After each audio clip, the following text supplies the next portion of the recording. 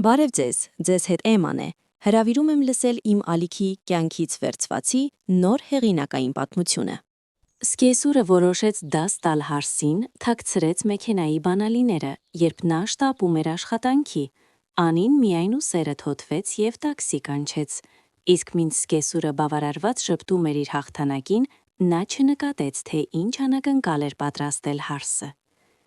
Մինչև սկսենք գրեք, թե որտեղից եք ինձ դիտում, հաճելի դիտում։ Ընտանիքը առաջին աշխարհն է, որ մենք ճանաչում ենք, երբեմն այդ աշխարհն ավելի բարդ է լինում, քան ունենք մտածում էինք։ Այսօրվա պատմությունն հենց դրա մասին է։ Առավոտը սկսվեց այդ նյարդայնացնող ձայնով, երբ Զարթուցիչը կտրում է քնի մնացորդները, ինչպես դանակը կարագի մեջ, և Անին բացեց աչքերը, զգալով, որ չի քնել բավականաչափ։ Թեև պառկել էր ժամանակին, բայց քունը անհանգիստ էր, լի անորոշ պատկերներով,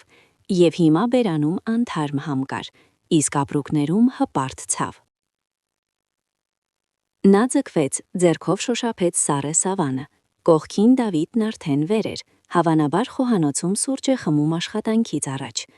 Անին նստեց անկողնու եզրին, ափերով անցկացրեց դեմքով, փորձելով ջնջել գիշերվա մնացորդները, և նայեց ժամացույցին,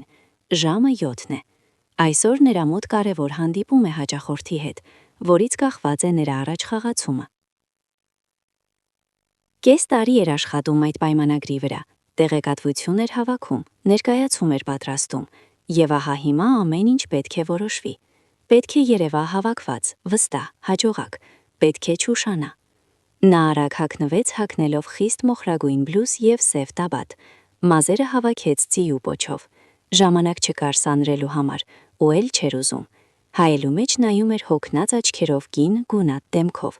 որի վրա կոնսիլերը միայն թեթևակի էր թաքցնում աչքերի տակի սև շրջանակները։ Անին հառաչեց և գնաց խոհանոց։ Նրանց բնակարանի խոհանոցը փոքր էր, 9 քառակուսի մետրից ոչ ավելի, դեղնած ժամանակի կաֆելով և հին սառնարանով, որը գիշերները գոռում էր, կարծես պատրաստվում էր թրջել։ Պատուհանագոգին խիտ էին խտացած մանուշակները, միակ բանը, որ Անին ժամանակ ուներ ջրելու, և որը վերջին ժամանակներս խնամում էր, իր անձնական տարածքի վերջին կղզին այս տանը, որտեղ ամեն ինչ ավելի ու ավելի էր դառնում օտար։ Թարմ եփած սուրճի հոտը խառնվում էր տապակած տոստերի բույրին, և մի վայրկյան թվաց, թե առավոտը կարող է լավ լինել։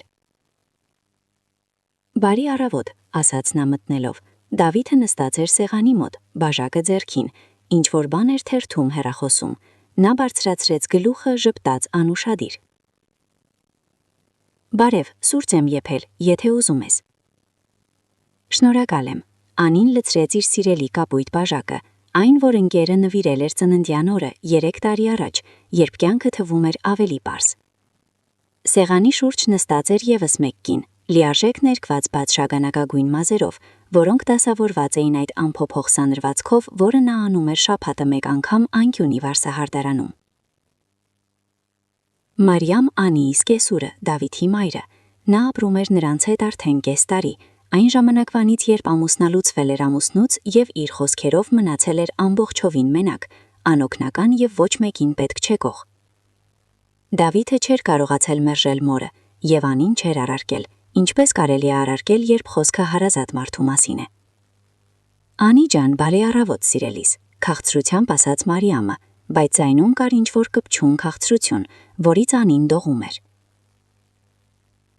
Դու այսօր շուտ ես վեր կացել, չէ՞, հաստատելի աշխատանքի ես շտապում, կարիերա ես անում։ Վերջին խոսքերում հնչում էր ծաղր, թեթև, գրեթե աննկատ, բայց Անին արդեն սովորել էր ճանաչել այն։ Նա լուր մնաց, մի կում խմեց սուրճից, տաք, ամուր, այրող լեզուն։ Իմ մոտ այսօր կարևոր հանդիպում է, ասաց նա չեզոք։ Ահ, կարևոր հանդիպում, ձգեց սկեսուրը սեղանի վրա խոշորացնելով խոզապուխտը ափսեի մեջ, պատրաստվելով նախաճաշ։ Ամեն ինչ քեզ մոտ կարևոր է, ամեն ինչ աշխատանք։ Իսկ երբ ես մտածելու ընտանիքի մասին, ամուսնու մասին։ Դավիթը ամբողջ օր մենակ է, խեղճս, տուն է գալիս հոգնած, իսկ դու ամեն ինչ քո գործերով ես։ Դավիթը բարձրացրեց աչքերը հեռախոսից, նայեց մորը, նախազգուշացնող հայացքով։ Մամ, էլ ինչ ես ասում։ Անին աշխատում է։ Իհարկե, իհարկե։ Մարիամը ձեռքը թափ տվեց։ Նրա մատների վրա փայլում էին ծանր մատանիներ։ Ես ոչինչ չեմ ասում։ Պարզապես իմ ժամանակներում կանայք ավելի շատ էին հոգտանում տան մասին։ Բայց ժամանակները փոխվում են, այո, սիրելիս։ Անին ատամները սեղմեց։ Ամեն առավոտ նույնն է, ամեն առավոտ այս մանր խայթոցները, քողարկված հոգատարությամբ։ Նա ավարտեց տոստը, խմեց սուրճը եւ վեր կացավ։ Ես պետք է գնամ։ Նա գնաց միջանցք, որտեղ նեղ տարակում հայելու մոտ միշտ պառկած էին նրա մեքենայի բանալիները։ Դա նրանց տեղն էր, բանալիներ, փաստաթղթեր, շուրթերի փայլ։ Անին ավտոմատ կերպով ձեռքը մեկնեց, փնտրելով ծանոթ փունջը փոքրիկ խորհրդանիշով, Դավիթի նվերը դեռ ամուսնությունից առաջ։ Բայց բանալիները չկային։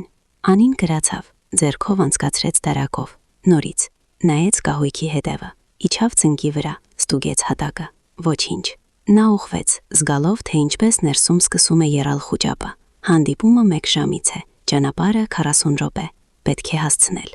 Մամ, կանչեց նա, փորձելով, որ ձայնը հնչի հանգիստ։ Դուք պատահաբար չեք տեսել ին մեքենայի բանալիները։ Սկեսուրը դուրս եկավ միջանցք, սրբելով ձեռքերը ծաղկային գոգնոցից, որը նա հագնում էր ամեն առավոտ, պատկերացնելով տնտեսուհի։ Բանալիներ, կրկնեց նա անմեղ զարմանքով։ Ոչ, սիրելիս, չեմ տեսել։ Իսկ դու որտեղ ես դնում սովորաբար։ Այստեղ, այս տարակում, միշտ այստեղ։ Տարօրինակ է, Մարիամը գլուխը թափ տվեց։ Գուցե երեք ուրիշ տեղ ես դրելու մոռացել ես։ Հիշողությունն է դավաճանում, պատահում է, հոգնածություն հավանաբար։ Անին շրջվեց դեպի նա, հանդիպեց հայացքին։ Սկեսրորի աչքերում ինչ-որ անորոշ բան կար, վատ թաքցրած հաղթանակի զգացում։ Եվ այդ պահին Անին հասկացավ, նա գիտի որտեղ են բանալիները, նա թաքցրել է դրանք։ Ես միշտ դնում եմ այստեղ, դանդաղ կրկնեց Անին, միշտ այս տարակում։ Ինչ ես անում ինչպես փոքր երեխա, ծիծաղեց Մարիամը, եւ այդ ծիծաղում այնքան թույն կար, որ Անին զգաց, թե ինչպես ներսում ամեն ինչ եռում է։ Ամեն ինչ, մամային ես մեղադրում, սկլերոզ ունես կապույտս, թե խիղճն անմաքուր է, ահա հիշողությունն է ջնջում։ Անին բացեց բերանը պատասխանելու համար, բայց այստեղ խոհանոցից դուրս եկավ Դավիթը, արդեն հագնված, պորտֆելո ձեռքին։ Ինչ է պատահել։ Բանալիները կորել են, ասաց Անին, եւ ձայնը հնչեց ավելի խուլ, քան ուզում էր։ Կորել են, Դավիթը խոժոռվեց։ Փնտրել ես։ Իհարկե փնտրել եմ, տեղում չեն։ Դավիթը շրջվեց դեպի մայրը։ Մամ, դու չես տեղափոխել։ Որդիս, էլի ինչ ես ասում։ Մարիամը ձեռքերը բացեց։ Ինչի՞ս է պետք նրա բանալիները։ Ես չեմ վարում այդ մեքենան։ Հավանաբար Անին ուրիշ տեղ է դրելու մոռացել։ Պատահում է, ճիշտ է, սիրելիս։ Դավիթը նայեց Անուն, եւ հայացքում խառնված էր կարեկցանքը եւ թեթև գրգռվածությունը, կարծես նա իսկապես խնդիր էր ստեղծել դատարկ տեղից։ Անի, էլի փնտրիր, գուցե պայուսակի մեջ։ Անին լուռ մտավ պայուսակը, թեև գիտեր, որ բանալիներ չկան։ Չկային, նա շուռ տվեց բոլոր գրպանները, դատարկեց պարունակությունը հատակին։ Ժամանակն անցնում էր, խուճապը աճում էր, ինչպես ջուրը թեյնիկում եռալուց առաջ։ Իմ մոտ հանդիպում է, ասաց նա, զգալով, որ ձայնը սկսում է դողալ։ Շատ կարևոր, ինձ պետք է գնալ, տաքսի կանչիր, առաջարկեց Դավիթը, արդեն մի ձեռքով բացելով դուռը։ Ներողություն, ինձ էլ պետք է գնալ, բանալիները կգտնվեն, մի անհանգստացիր։ Նա համբուրեց մորայտին, ձեռքով թափ տվեց եւ գնաց։ Դուռը փակվեց եւ միջանցքում կախվեց լռություն։ Անին կանգնած էր միջանցքի կենտրոնում, շրջապատված պայուսակի պարունակությամբ, ցրված հատակին, եւ զգում էր, թե ինչպես ներսում բարձրանում է անզոր զայրույթի ալիքը։ Մարիամը կանգնած էր խոհանոցի դրան մոտ, հենված կողպեքին, եւ նայում էր նրան թեթև ժպիտով։ Ահա տեսնում ես, Անի ջան, ասաց նա, փափուկ գրեթե սիրալիր։ Ինչ է լինում, երբ կինը միայն աշխատանքի մասին է մտածում։ Ամուսնուն ուշադրություն չի հատկացնում, տանը կարգ ու կանոն չկա, իսկ հիմա էլ բանալիներն է կորցրել։ Տանը մնայիր, ինչպես նորմալ կին, ահա այդպես էլ խնդիրներ չէին լինի։ Անին դանդաղ ուղվեց, վերցրեց հատակից պայուսակը, սկսեց հետ դնել իրերը։ Ձեռքերը դողում էին։ Նա հանեց հեռախոսը, բացեց տաքսիի հավելվածը։ Մատները սահում էին էկրանի վրա, գրեթե չհնազանդվելով։ Պատվիրեց մեքենա, 15 րոպե սպասում։ Ես միշտ դնում եմ դարակում, հանգիստ կրկնեց նա, առանց նայելու սկեսուրին։ Իհարկե, սիրելիս, Մարիամը ժպտաց այդ քաղցր ժպիտով։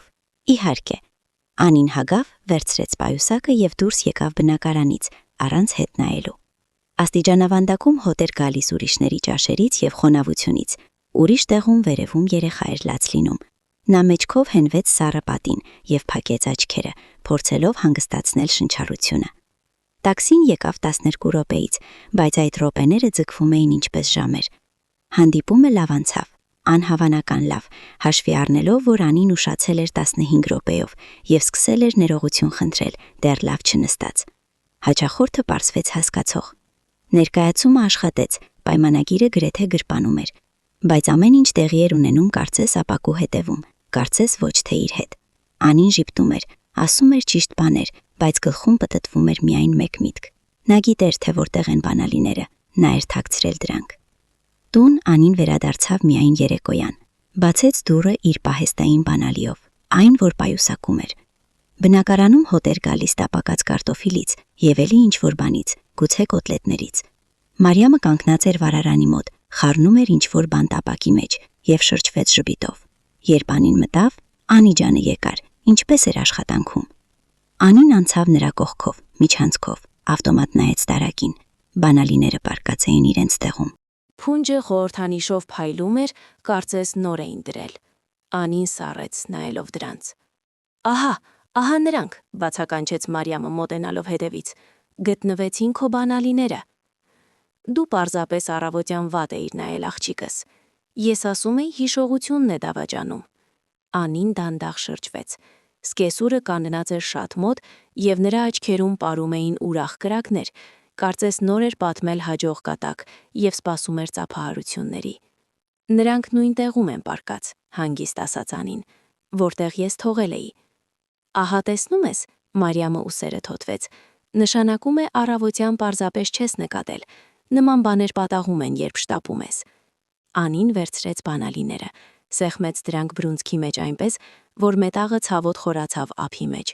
Ուզում էր գոռալ, ուզում էր շպրտել այդ բանալիները սկեսուրի դեմքին եւ բղավել ամեն ինչ կուտակվել էր ներսում այս կես տարվա ընթացքում։ Բայց նա լուռ մնաց, որովհետև գիտեր, եթե սկսի, իրեն կհամարեն հիստերիկ, որովհետև գիտեր, Դավիթը չի հավատա։ Երեկոյան, երբ Դավիթը վերադարձավ աշխատանքից, Անին փորձեց խոսել նրա հետ։ Նրանք նստած էին հյուրասենյակում հին դիվանին, որը գնել էին անմիջապես հարսանիքից հետո, երբ թվում էր, թե ամբողջ կյանքը առջևում է եւ երջանիկ կլինի։ Մարիամը գնացել էր իր սենյակը եւ Անին համարձակվեց. «Դավիթ, պետք է խոսենք»։ Նա մայեց նրան եւ աչքերում հոգնածություն կար, միաժամանակ զգուշավոր, կարծես նախապես գիտեր ինչի մասին է խոսքը եւ արդեն չէր ուզում լսել։ «Ինչի մասին»։ Հարցրեց նա եւ ձայնը չափից ավելի զգույշ հնչեց։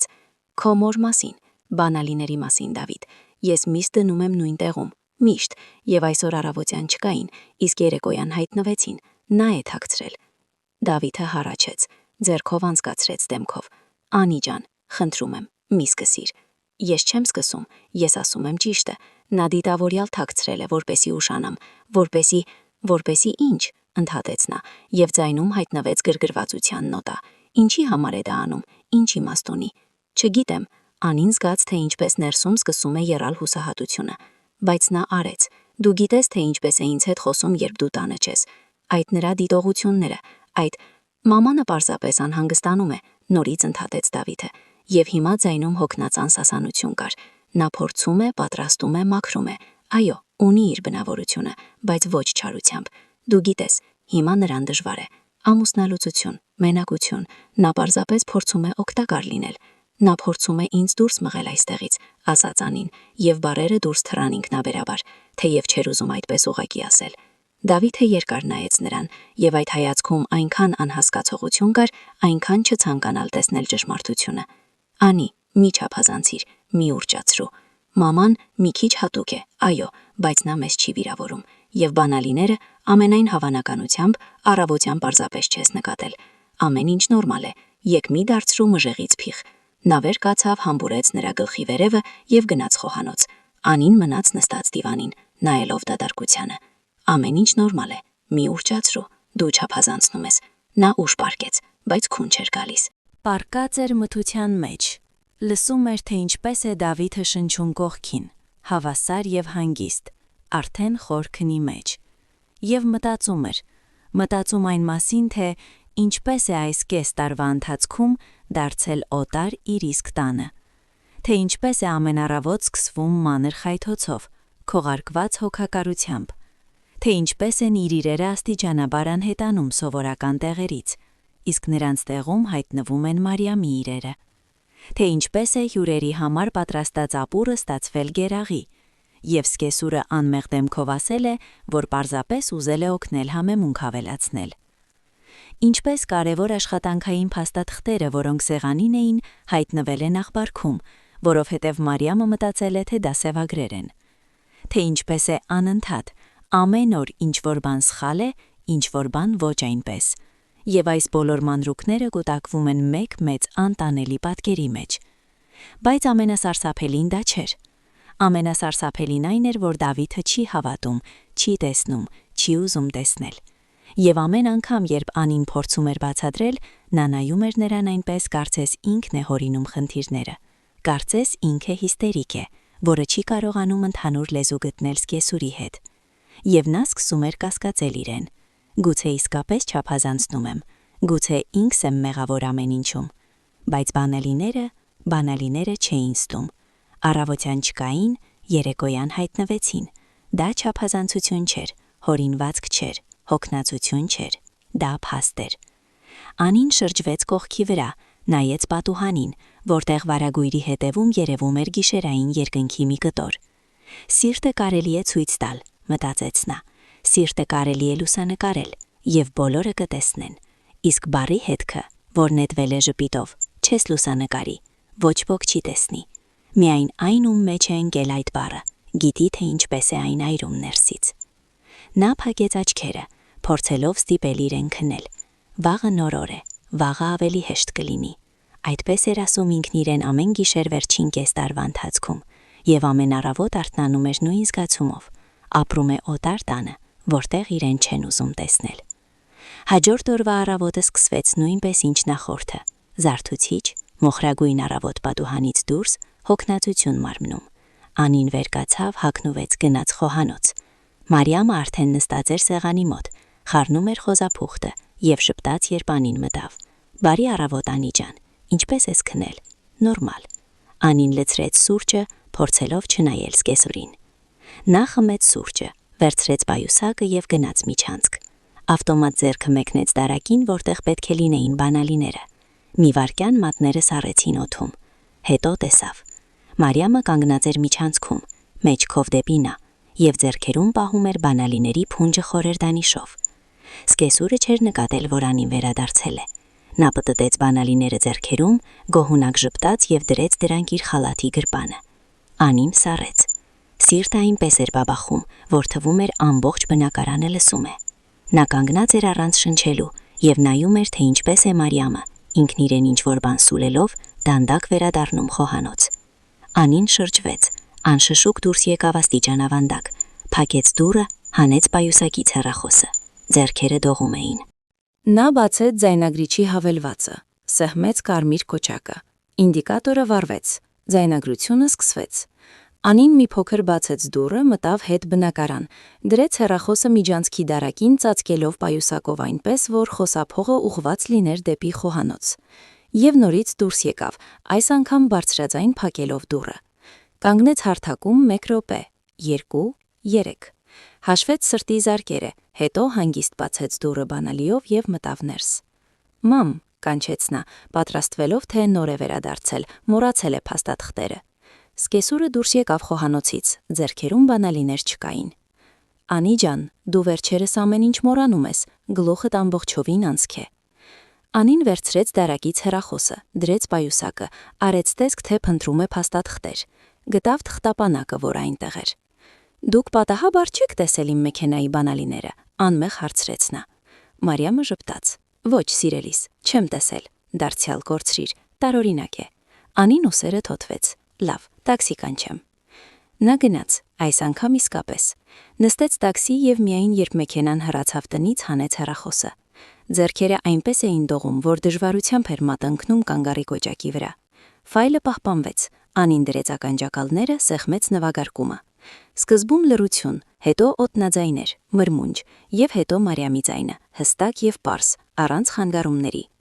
«Այո, ամեն ինչ նորմալ է, լսիր, պետք է քեզ պատմեմ, այսօր էլի նրա բանալիները թաքցրեցի։ Պետք է տեսնեիր, թե ինչպես էր փնտրում, ինչպես հավը բակում, անկեղծ ասած, մտածում է խելացի է, կարիերիստուհի։ Իսկ ես կաթիլ դուրս կհանեմ նրան այս տնից, կտեսնես։ Անին սեղմեց տաքսիի նստատեղին, վարորդը ինչ-որ բան էր ասում նրան, բայց նա չէր լսում, ականջներում հնչում էր սկեսուրի ձայնը, ամեն բառը տպվում էր հիշողության մեջ, ինչպես մեխը փայտի մեջ։ Շարունակեց Մարիամը, եւ ձայնում այնպիսի վստահություն կար, այնպիսի հանգիստ հաղթանակ։ Նա ոչինչ չի նկատում իմ տղաս, ես ասում եմ նրան, որ ինքն է ամեն ինչ խառնում, որ ինքն է մթնոլորտը լարված դարձնում, նա ինձ հավատում է։ Նա միշտ ինձ է հավատացել, հասկանում ես, ես եմ ծնել նրան, ես եմ մեծացրել, նա միշտ իմ կողմն է լինելու։ Նա պետք է գնա, հասկանում ես, ինքը պետք է գնա, ես չեմ հանդուրժի, որ ինչ-որ օտարքին հրամայի այն տանը, որը ես պատրաստել եմ որդուս համար։ Այո, գիտեմ, որ նրանք միասին են գնել բնակարանը, բայց դա կարևոր չէ, սա իմ որդին է, իմ տարածքը, եւ նա այստեղ ավելորդ է։ Դարձյալ դադար, ծիծաղ, կբաժանվեն եւ լավ է։ Դավիթս ինձ կվերադառնա, կապրենք ինչպես նախկինում։ Նա իրեն ուրիշ կգտնի, նորմալ, տնային, որը կհարգի ինձ, իսկ այս կարիերիստուհին դեպի դժոխք։ Ձայնը դարձավ ավելի խորը, գրեթե ինտիմ։ Իսկ եթե չգնա, ես ինքս մեթոդներ գիտեմ, կաթիլ, աստիճանաբար։ Գլխավորն այն է, որ տղաս չնկատի։ Նա բարի է, իմ տղաս, նա կհասկանա, որ սա մոր պաշտպանություն է։ Ձայնագրությունը ավարտվեց, Անին հանեց ականջակալները, աչքերում արցունքներ կանգնած էին, բայց նա չէր սրբում դրանք, պարզապես նստած էր եւ նայում էր պատուհանից դուրս, որտեղ ապակու հետևում սահում էին մոխրագույն տները, մոխրագույն փողոցները, մոխրագույն երկինքը։ Եվ ներսում այնքան սառն էր, կարծես սառույց էր կուլ տվել։ Բայց սառի հետ միասին կար նաև ուրիշ բան՝ թեթևացում։ Նա խելագար չէ, ամեն ինչ ճիշտ էր, եւ հիմա ապացույց ունի։ Անին հասավ գրասենյակ ինչպես մարախուղի մեջ, եւ երբ դուրս եկավ տաքսիից, անմիջապես չհասկացավ, որ արդեն տեղում է։ Պահակը ողջունեց նրան։ Նա մեխանիկորեն գլխով արեց, անցավ տեգի վերելակ, սեղմեց իր հարկի կոճակը։ Վերելակի հայելային պատերում արտացոլվում էր գունատ դեմքով եւ կարմիր աչքերով կինը։ Եվանին դժվարությամբ ճանաչեց իրեն։ Նա նստեց իր սեղանի մոտ, որտեղ գոռում էին կոնդիցիոներները եւ հոտ էր գալիս ավտոմատից սուրճի։ Միացրեց համակարգիչը եւ նայեց էկրանին, ոչինչ չտեսնելով։ Գործընկերները ողջունում էին։ Ինչ որ մեկը հարցնում էր, թե ինչպես էր անցել երեկվա հանդիպումը։ Եվ նա պատասխանում էր ինչ որ ճիշտ բան, բայց բառերը ասվում էին ինքնաբերաբար, առանց իր մասնակցության։ Գլխում պտտվում էր ձայնագրությունը։ Սկեսուրի ձայնը վստահ եւ հանգիստ։ Կարծես քննարկում էր բորշի բաղադրատոմս, ոչ թե ուրիշի կյանքը ոչնչացնելու պլան։ Անին հանեց հեռախոսը, բացեց ֆայլը ձայնագրությամբ։ Երկար նայեց դրան, կարծես դա նռնակ էր, որը կարող է պայթել ցանկացած բառի։ Հետո բացեց էլեկտրոնային փոստը եւ ուղարկեց ֆայլը իր անձնական հասցեին։ Հետո պատճենեց ամպային պահեստում։ Հետո ուղարկեց երկրորդ հեռախոսին, հինը, որը տանը պառկած էր սեղանի դարակում։ 3 պատճեն։ Սա պետք է բավարար լինի։ Նա հետ շրջվեց աթոռի թիկունքին, փակեց աչքերը։ Ուզում էր լաց լինել, բայց արցունքները չէին գալիս։ Հավանաբար արդեն լացել էր բոլոր արցունքները այս կես տարվա ընթացքում գիշերները, երբ Դավիթը քնած էր կողքին եւ ոչինչ չէր լսում։ Անի, դու ինչպես ես։ Գործընկերուհի Մարինան նայեց միջնապատի վրայով, ձեռքում թեյի բաժակը։ Դու ինչ որ գունատ ես։ Նորմալ եմ։ Անին ստիպեց իրեն ժպտալ։ Պարզապես հոգնել եմ։ Հասկանում եմ։ Լսիր, իսկ 3 հանդիպումը ինչպես անցավ։ Լավ է, կարծես պայմանագիրը գրեթե մերն է։ Սուպեր, նշանակում է առաջ խաղացումը մոտ է։ Հուսով եմ։ Անին գլխով արեց, թեև հիմա առաջ խաղացումը թվում էր ինչ որ հեռավոր եւ անիրական։ Կարծես այնտեղի էր ունենում մեկ այլ կյանքում, մեկ այլ կնոջ հետ։ Մարինան գնաց եւ Անին նորից նայեց հեռախոսին։ Էկրանին ժպտում էր Դավիթը, անցյալ ամառվա լուսանկարից, երբ գնացել էին լիճ։ Այն ժամանակ նրա մայրը դեռ առանձին էր ապրում, եւ նրանք երջանիկ էին։ Թե նրան այդպես էր թվում։ Անին մատով անցկացրեց էկրանի վրայով, կարծես շոյում էր նրա դեմքը։ Հիմա դու կլսես, մտածեց նա։ Հիմա վերջապես կհասկանաս, որ ես խելագար չեմ, որ չեմ հորինում, որ ամեն ինչ ճիշտ էր։ Բայց այդ մտքի հետ եկավ մեկ ուրիշը, սառը եւ թահաճ։ Իսկ եթե նույնիսկ դրանից հետո չհավատա։ Եթե արդարացում գտնի, ասի, որ մայրը պարզապես գոլորշի է արձակել, որ լուրջ չէ, որ Անին է լսել եւ դա անազնիվ է։ Անին սեղմեց հեռախոսը ձեռքում այնպես, որ մատները ցավացին։ Ոչ, նա պետք է հավատա։ Սա ձայնագրություն է, սա ապացույց է։ Նա կլսի սեփական ականջներով, թե ինչ պլաններ ունի իր մայրը, եւ վերջապես կհասկանա, թե ինչ է կատարվում իրենց տանը։ Բայց երբ ցույց տալ, այսօր երեկոյան թե վաղը սպասել, գուցե ավելի շատ ապացույցներ հավաքել։ Անին ձեռքով անցկացրեց դեմքով, փորձելով քշել այդ մտքերը։ Աշխատանքը չէր ստացվում։ Փորձում էր կենտրոնանալ փաստաթղթերի վրա, բայց տարերը աչքերի առաջ էին տարածվում։ Ընդմիջման ժամանակ իջավ առաջին հարկի սրճարան, պատվիրեց աղցան եւ սուրճ, բայց չկարողացավ ուտել։ Նստած էր պատուհանի մոտ, նայում էր փողոցին, որտեղ մարդիկ շտապում էին իրենց գործերով, եւ մտածում էր, որ յուրաքանչյուրն ունի իր կյանքը, իր խնդիրները, եւ ոչ ոք չգիտի, թե ինչ է կատարվում մյուսի հոգում։ Հեռախոսը թրթռաց, հաղորդագրություն Դավիթից. Ինչպե՞ս ես։ Կոնտրակտը դեռ չեն ստորագրել։ Անին նայեց էկրանին, մատները կախված մնացին ստեղնաշարի վրա։ Ուզում էր գրել «Տուն արի, պետք է խոսենք»։ Ուզում էր ամեն ինչ պատմել հենց հիմա հեռախոսով, չսպասել երեկոյան, բայց գրեց. Դեռ ոչ, բայց շուտով։ Դու ինչպե՞ս ես։ Նորմալ, հոգնել եմ։ Երեկոյան տանը կտեսնվենք։ Այո, կտեսնվենք։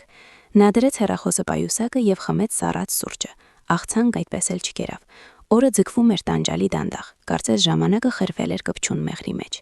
Անին նայում էր ժամացույցին ամեն 10 րոպեն մեկ, եւ սլակները կարծես ծաղրում էին նրան, շարժիմելով չափազանց դանդաղ։ Վերջապես երեկոյան ժամը 5-ն էր, հետո 6-ը։ Աշխատանքային օրը ավարտվեց։ Գործընկերները ցրվեցին, գրասենյակը դատարկվեց։ Անին հավաքեց իրերը, իջավ ներքև, կանջեց տաքսի։ Տան ճանապարհին ամբողջ ճանապարհը գլխում փորձում էր, թե ինչպես ասի Դավիթին, ինչպես ցույց տա ձայնագրությունը, ինչ բառեր ընտրի, բայց բոլոր տարբերակները սխալ էին թվում։ Եվ երբ մեքենան մոտեցավ իրենց տանը, նա դեռ ոչինչ չէր որոշել։ Անին բարձրացավ աստիճաններով, բանալիով բացեց դուռը։ Բնակարանում հոտ էր գալիս տապակած սոխից եւ մսից։ Մարիամը ընթրիք էր պատրաստում։ Անին անցավ միջանցքով, պայուսակը դրեց սեղանիկին, հանեց հագուստը։ Դարակում պարկած էին նրա մեքենայի բանալիները։ Նա վերցրեց դրանք, պտտեց ձեռքերում, մետաղը սառն էր։ Խորհրդանիշը նայում էր նրան կլոր ապակի աչքերով։ Ահա Անի ջանը եկար։ Մարիամը նայեց խոհանոցից։ Նրա վրա գոգնոց էր, դեմքը կարմրած վարարանի ջերմությունից։ Ինչպես էր աշխատանքը։ Նորմալ։ Անին անցավ նրա կողքով սենյակ առանց կանգ առնելու։ Նա պառկեց անկողնում, նայեց առաստաղին։ Սիրտը չափից արագ էր պապախում։ Ջինսի գրպանում պառկած էր հեռախոսը ձայնագրությամբ, եւ այն թվում էր ծանր, կարծես ֆայլի փոխարեն քար լիներ։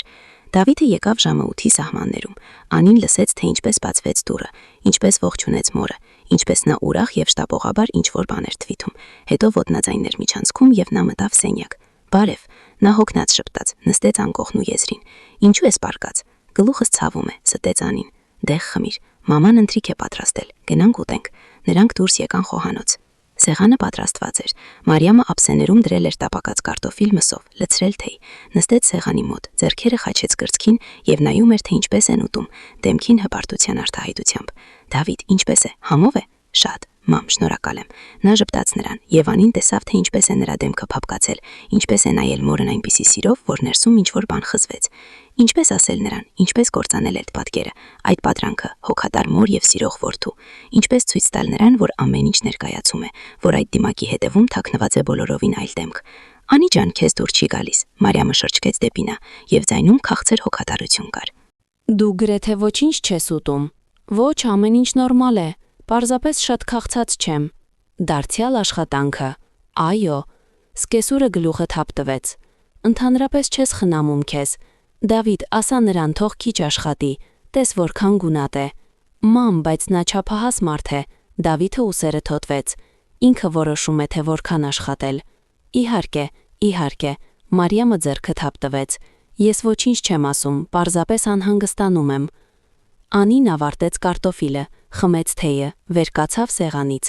Շնորհակալ եմ ընթրիքի համար, գնամ սենյակ։ Գնա սիրելիս, հանգստացիր։ Անին փակվեց ննջասենյակում, նստեց անկողնուն, գլուխը բռնեց ձեռքերով։ Սա հավերժ չի կարող շարունակվել, պետք է ինչ-որ բան անել, պետք է ցույց տալ Դավիթին ձայնագրությունը, բայց վախը սառեցրել էր նրան ինչպես սառույցը, վախը, որ նույնիսկ դրանից հետո ոչինչ չի փոխվի։ Անցավ 1 ժամ։ Դավիթը մտավ սենյակ, փոխվեց տնային հագուստի, պառկեց կողքին։ Ինչու ես այդպես լուր։ Հոգնել եմ։ Անին շրջվեց դեպի նա։ Դավիթ, պետք է խոսենք։ Նա նայեց նրան եւ աչքերում անցավ ինչ-որ զգուշավոր բան։ Ինչի մասին։ Քո մոր մասին, այն մասին, ինչ կատարվում է։ Պետք է լսես ինձ։ Դավիթը հառաչեց, նստեց անկողնուն։ Անի, միայն ոչ այսօր։ Լավ է, ես շան պես հոգնել եմ, դարձյալ ինչ-որ պահանջներ մամային, սա պահանջներ չեն, Անին նույնպես նստեց, նայեց նրա աչքերին, սա ճշմարտություն է, խնդրում եմ լսիր ինձ, Անի, խնդրում եմ քեզ, եկ մի անենք, մաման փորձում է, պատրաստում է, մաքրում է, այո, ունի իր տարօրինակությունները, բայց նա մեզ չի վիրավորում, նա պարզապես, նա ուզում է, որ մենք բաժանվենք, Անին ընդհատեց նրան և ձայնը հնչեց ավելի ամուր, քան սպասում էր, Դավիթը զարմացած նայեց նրան, ինչ, ուզում է, որ ես գնամ, որ դու մնաս նրա հետ, նա դա ասում է, պլանավորում է, Դավիթը ձեռքով անցկացրեց դեմքով, գլուխը թափ տվեց, Անի, սա հիմարություն է, որտեղից ես սա վերցրել, լսել եմ, որ, Անին լռեց, ահա այն, հիմա պետք է ասել ձայնագրության մասին, հիմա հանել հեռախոսը և միացնել, բայց ինչ-որ բան կանգնեցրեց նրան, ինչ-որ ներքին ձայն շշնջում էր, սպասիր, ոչ հիմա, ոչ այդպես, նա անընդհատ անում է չարություններ, շարունակեց Անին, ամեն օր երբ դու տանը չես, դու չես տեսնում, որովհետև նա քո ներկայությամբ ուրիշ է, իսկ ինձ հետ, Անի դադարիր, Դավիթը վեր կացավ անկողնուց և ձայնում հայտնվեց կոշտություն, ես չեմ ուզում սա լսել, դու մեղադրում ես իմ մորը, թե նա ինչ-որ չարագործ է, բայց դա այդպես չէ, նա պարզապես անհանգստանում է մեզ համար, իր ձևով, այո, բայց նա ոչինչ վատ չի անում, նա թաքցրել է իմ բանալիները, հանգիստ ասաց Անին, միտումնավոր, որպիսի ուշանամ, որտեղից գիտես, գուցե պարզապես, ես գիտեմ, Անին նույնպես վեր կացավ, մոտեցավ նրան, Դավիթ, խնդրում եմ, հավատա ինձ, ես չեմ հորինում, ամեն ինչ ճիշտ է, նա երկար նայեց նրան և այդ հայացքում այնքան հոգնածություն կար, որ Անին զգաց, թե ներսում ինչ-որ կարևոր բան փլուզվում է, ինձ թվում է դու գերհոգնել ես, ասաց նա վերջապես, պետք է հանգստանաս, գուցե վերցրու հանգստյանոր, գնա ինչ-որտեղ, շեղվիր, ինձ հանգստյանոր պետք չէ, Անին մեկ քայլ հետ գնաց, ինձ պետք է, որ դու հավատաս ինձ, ես հավատում եմ, որ դու այդպես ես մտածում, Դավիթը բռնեց նրա ձեռքերից, բայց Անի ջան, սա ամեն ինչ քո գլխում է, մաման կատարյալ չէ, այո, բայց նա ոչ մի պլան չի կազմում, սա պարզապես թյուրիմացություն է, Անին դուրս քաշեց ձեռքերը, շրջվեց, արդյունքները մոտեցան կոկորդին, բայց նա կուլ տվեց դրանք, լավ, ասաց նա խուլ, լավ, Դավիթը էլ ինչ-որ բան էր ասում, բայց նա այլևս չէր լսում, պառկեց անկողնում, շրջվեց դեպի պատը, նա մի քիչ կանգնեց, հետո դուրս եկավ սենյակից, Անին պառկած էր մթության մեջ և մտածում էր, որ նույնիսկ եթե ցույց տա ձայնագրությունը, նա ամեն դեպքում արդարացում կգտնի, կասի, որ մայրը պարզապես ընկերուհին է բացվել, առանց մտածելու, որ լուրջ չէ, որ Անին է լսել, և դա անազնիվ է, բայց ուրիշ ելք չկար, ձայնագրությունը միակ ապացույցն էր, միակ ճանապարհը ցույց տալու ճշմարտությունը, հաջորդ օրը Անին վերցրեց հանգստյանոր, ասաց ղեկավարությանը, որ վատ է զգում, և մնաց տանը, Դավիթը շուտ գնաց աշխատանքի, համբուրեց հրաժեշտին, ասաց, որ երեկոյան անպայման կխոսեն, նորմալ, հանգիստ, Մարիամը նույնպես գնաց ինչ-որ տեղ իր գործերով, ասաց, որ ընկերուհու մոտ է, կվերադառնա ճաշին, Անին մնաց մենակ, նա շրջում էր բնակարանում, նայում էր սկեսուրի իրերին, որոնք լցրել էին ամեն անկյունը, ամեն դարակը, շշերի շարքը զարդասեղանին, հողաթափերը միջանցքում, խալաթը կախված լոգարանում, ամեն ինչ օտար էր, բայց արդեն դարձել էր սովորական, ինչպես ինտերիերի մաս, Անին մտավ սենյակ, որտեղ քնում էր Մարիամը, դուռը մի փոքր բաց էր, նա հրեց այն, մտավ, սենյակը հոտ էր գալիս սկեսուրի քաղցր և ծանր օծանելիքից, սեղանին ամսագրեր էին, կանգնած էր զարդերի տուփը, անկողնու վրա անկողինը կոկիկ էր հարթեցված, Անին մոտեցավ սեղանին, բացեց տուփը, ներսում մատանիներ էին ապարանջներ, շղթաներ, ամեն ինչ հին, խորհրդային ժամանակներից, բայց Մարիամը պահպանում էր դրանք ինչպես գանձ, Անին փակեց տուփը, շուրջը նայեց, ինչ է անում այստեղ, փնտրում է էլի ապացույցներ, բայց ինչ, նա դուրս եկավ սենյակից, փակեց տուղը, նստեց հյուրասենյակի դիվանին, հանեց հեռախոսը, բացեց ֆայլը ձայնագրությամբ, էլի լսեց, սկեսուրի ձայնը հնչում էր նույն վստահությամբ և հանգստությամբ, ինչ երեկ, Անին կանգնեցրեց ձայնագրությունը կեսին, դրեց հեռախոսը, ճաշին վերադարձավ Մարիամը, մտավ բնակարանը պայուսակներով լի սնունդով, ինչ-որ բան էր երգում իրենց տակ, «Օ, Անի ջան, դու տանն ես», նա զարմացած նայեց հարսին, «Աշխատանքի չես, հանգստյանոր եմ վերցրել», «Ճիշտ է սիրելիս, հանգստանալ էլ պետք է, հիմա ճաշ կպատրաստեմ, ուզում ես, ոչ, շնորհակալ եմ, քաղցած չեմ», Մարիամը ուսերը թոթվեց, գնաց խոհանոց, Անին նստած էր դիվանին, լսում էր, թե ինչպես են խոհանոցում աղմկում կաթսաները, ինչպես է հոսում ջուրը, ինչպես է սկեսուրը ինչ-որ բան մրմնջում իրեն տակ, եւ մտածում էր, որ ահա կյանքը, սովորական, մոխրագույն, լի մանր գործերով եւ մանր վիրավորանքներով, եւ կարելի է շարունակել տանել։ Կարելի է ապրել այնպես, ինչպես ապրում են միլիոնավոր կանայք, կուլտալով վիրավորանքները եւ հուսալով, որ մի օր ամեն ինչ ինքն իրեն կլավանա, կամ կարելի է ինչ-որ բան փոխել։ Անին վեր կացավ, գնաց խոհանոց։ Մարիամը կանգնած էր վառարանի մոտ, խառնում էր ինչ-որ բան կաթսայում։ «Մամ», ասաց Անին, սկեսուրը շրջվեց։ «Այո, սիրելիս,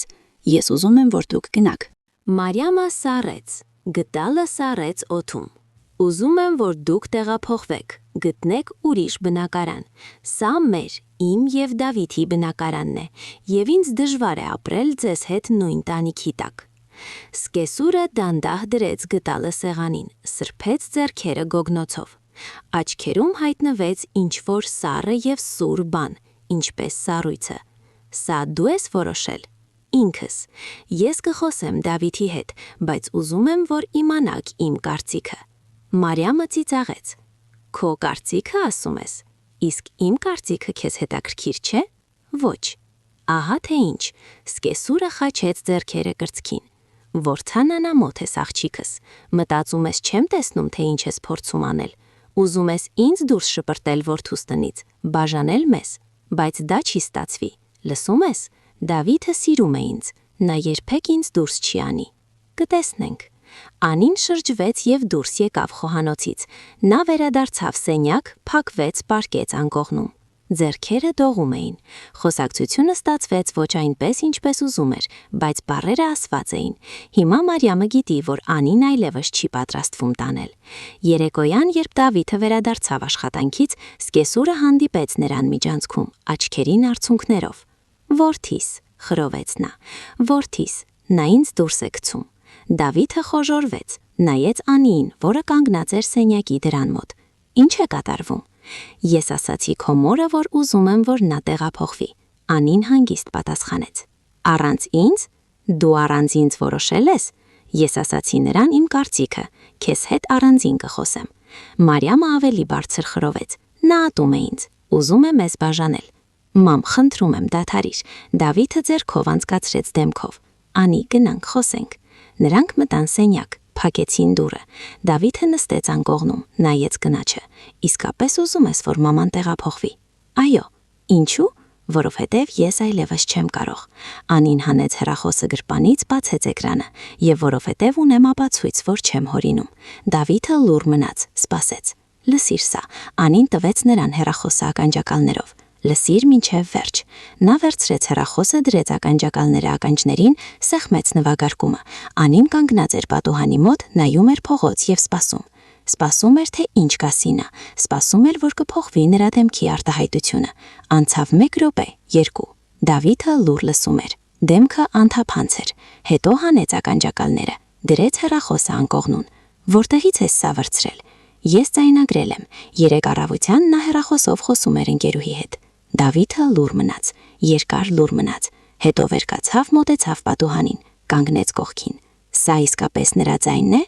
Այո։ Նա նորից լռեց։ Անին տեսավ, թե ինչպես են լարված նրա ուսերը, ինչպես է դողում ծնոտի մկանը։ Չգիտեմ, թե ինչ ասեմ, ասաց նա վերջապես։ Հիմա հավատում ես ինձ։ Նա շրջվեց դեպի նա, նայեց աչքերին։ Չգիտեմ, պետք է մտածեմ, եւ դուրս եկավ սենյակից, թողնելով նրան մենակ։ Անին ամբողջ գիշեր չքնեց։ Պարկած էր Դավիթի կողքին, որը շրջվում էր եւ նույնպես հանգիստ չէր գտնում, եւ լսում էր բնակարանի լռությունը, որտեղ կարծես թաքնված էին բոլոր չասված բառերը, բոլոր վիրավորանքներն ու վախերը։ Պատի հետևում իր սենյակում նույնպես չէր քնում Մարիամը։ Անին լսում էր անկողնու ճռճռոցը, խլացված մրմունջը, ոտնաձայնները պարկետի վրա։ Ամբողջ բնակարանը չէր քնում այդ գիշերը։ Կարծես տունն ինքն էր զգում, որ ներսում պատրաստվում է փոթորիկ։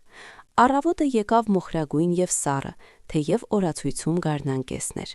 Պատուհանից դուրս անձրև էր մաղում, մանր եւ տհաճ, այնպիսի, որ 1 րոպեում թրջվում ես մինչև ոսկորները։ Անին առաջինը վեր կացավ, հագնվեց տնային հագուստով, դուրս եկավ խոհանոց։ Պետք էր ձեռքերով ինչ-որ բան անել, զբաղեցնել իրեն, որպեսզի չմտածի երեկվա խոսակցության մասին։ Այն մասին, թե ինչպես Դավիթը դուրս եկավ սենյակից, ասելով, որ պետք է մտածի, այն մասին, որ նա այդպես էլ չասաց, հավատում է թե ոչ։ Խոհանոցում արդեն նստած էր Մարիամը։ Նա հագնված էր իր սովորական տնային խալաթով, մազերը չսանրած, դեմքը ուռած արցունքներից կամ անկնությունից, կամ գուցե երկուսից էլ։ Երբ Անին մտավ, սկեսուրը բարձրացրեց գլուխը եւ աչքերում բռնկվեց այնպիսի ատելություն, որ Անին ակամա մեկ քայլ հետ գնաց։ Բավական է, հարցրեց Մարիամը, եւ ձայնը խրպոտ էր, կարծես ամբողջ գիշեր լաց էր լինել կամ գոռացել։ Դու դավաճանեցիր ինձ, ձայնագրեցիր խոսակցությունը, մտածում ես հիմա հաղթել ես։ Անին անցավ դեպի թեյնիկը, լցրեց ջուր։ Ձեռքերը դողում էին, բայց նա փորձում էր չցուցադրել։ Ես պարզապես ասացի ճշմարտությունը։ Ճշմարտությունը սկեսուրը ծիծաղեց, եւ այդ ծիծաղում այնքան դառնություն եւ չարություն կար, որ խոհանոցի օդը կարծես խտացավ։ Դու լսում էիր, հեռախոս էիր դրել։ Սա կոչվում է ոչ ճշմարտություն, այլ ստորություն։ Իսկ այնինչ դու կարեցիք ինձ հետ կես տարի, ինչպես է կոչվում։ Անին շրջվեց, նայեց սկեսուրի աչքերին։ Երբ թաքցնում էիք իմ իրերը, երբ փչացնում էիք իմ ուտելիքը, երբ ամեն օր ասում էիք, որ ես վատ կին եմ, ես ասում էի քեզ ճշմարտությունը։ Մարիամը վեր կացավ, մոտեցավ ավելի։ Դու իսկապես վատ կին ես։ Դու խլեցիր ինձ որդուս, դու կործանեցիր մեր ընտանիքը։ Նա չափահաս տղամարդ է, նա ինքը ընտրեց ամուսնանալ ինձ հետ։ Նա սխալվել է։ Սկեսուրը էլ ավելի մոտեցավ, եւ Անին զգաց նրա օծաներիքի հոտը, քաղցր եւ խեղդող։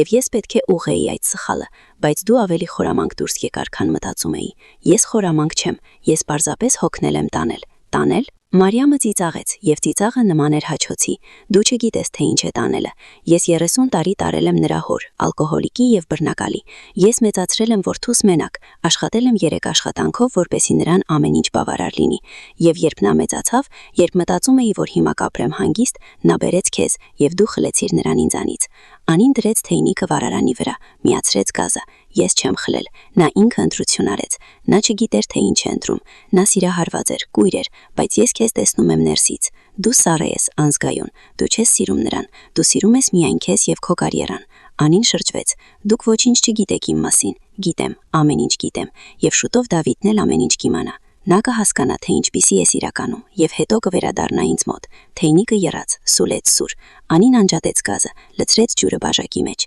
Թեյի տոպրակը լողում էր մակերեսին, ներկելով ջուրը շագանակագույն գույնով։ Նա արդեն գիտի, հանգիստ ասաց նա։ Նա լսել է ձայնագրությունը, նա գիտի, թե ինչ եք պլանավորել։ Մարիամը գունատվեց, բայց անմիջապես վերահսկողություն ստացավ։ Դավիթը կների ինձ։ Նա միշտ ներում է ինձ, որովհետև ես նրա մայրն եմ։ Իսկ դու ով ես։ Դու պարզապես ժամանակավոր խոչընդոտ ես։ Անին վերցրեց բաժակը, անցավ սկեսուրի կողքով դեպի խոհանոցի ելքը։ Դրան շեմին կանգ առավ։ Կտեսնենք։ Նա վերադարձավ ննջասենյակ։ Դավիթն արդեն արթնացել էր, նստած էր անկողնու եզրին, նայում էր հատակին։ Երբ Անին մտավ, նա բարձրացրեց գլուխը։ Խոսեցի մամայի հետ, ասաց նա։ Անին նստեց կողքին, բռնեց բաժակը 2 ձեռքերով, տաքանալու համար։ Ինչ ասաց նա։ Որ դու չես հասկանում նրան, որ նա պարզապես անհանգստանում է ինձ համար, որ այդ խոսակցությունում նա պարզապես բացվում էր, առանց մտածելու։ Անին մի կում խմեց թեյից, տաք, այրող, բայց գրեթե չէր զգում ցավը։ Դու հավատում ես նրան։ Դավիթը լռեց։ Չգիտեմ ում հավատալ։ Անին դրեց բաժակը սեղանիկին, շրջվեց դեպի նա։ Դավիթ, ես կես տարի ասում եմ քեզ, թե ինչ է կատարվում, կես տարի, եւ դու չէիր հավատում ինձ։ Իսկ հիմա կա ձայնագրություն, ապացույց, եւ դու դեռ կասկածում ես։ Սա իմ մայրն է։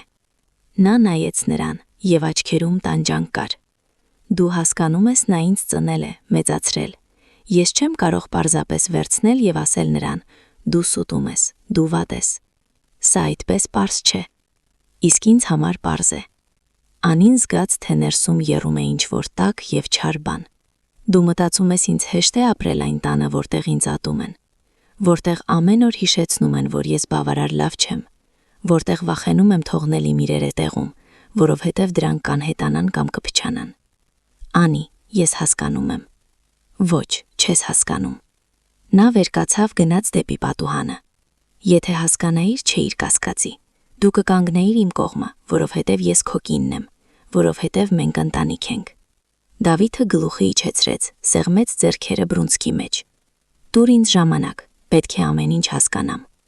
Անին շրջվեց։ «Որքան ժամանակ, օր, շաբաթ, տարի,